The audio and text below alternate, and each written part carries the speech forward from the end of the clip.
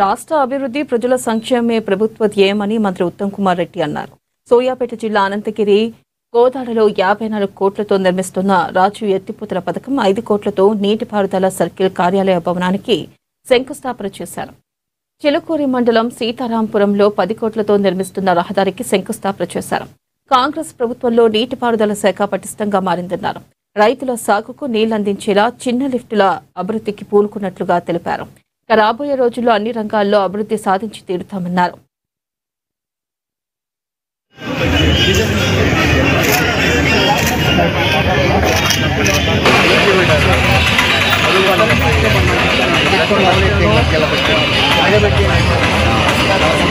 లిఫ్టిగేషన్ scheme 47 కోట్లతో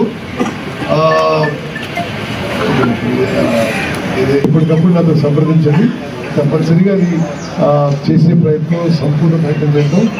మరి ఇంకోటి గారు అన్ని లిఫ్టుల దగ్గర ప్రభుత్వం మరి మనిషికి 15,000 రూపాయలు ఇచ్చి 15,000 రూపాయలు ఇచ్చి ప్రతి లిఫ్ట్కి ఇద్దరిని, ఒక వాచ్మెన్ని, ఒక ఆపరేటర్ని మంజూరు చేసింది. అది కూడా సరిగ్గా మరి అది పని మొదలుపెట్టేటట్టు కూడా చూడండి. మరి గోదావరి కాన్స్టిట్యున్సీలో ఇంకేం అవసరాలు ఉన్నా, ఇంకే సమస్యలు ఉన్నా, ఇంకా ఏం అభివృద్ధి కార్యం చేయాల్సిందా తప్పనిసరిగా మీ ఉత్తమన్నగా నేను ఎప్పుడు అందుబాటులో ఉంటానని చెప్పి మనం చేస్తూ ఈ చిలుకూరు మండలంలో చిలుకూరు గుట్టల్లో 250 కోట్లతో మంజూరైన గతంలో మంజూరై శంకుస్థాపన చేసింది. తుమ్మల నాగేశ్వర గారు ఇన్ఛార్జ్ మంత్రి నుంచి ఆయన శంకుస్థాపన చేసింది.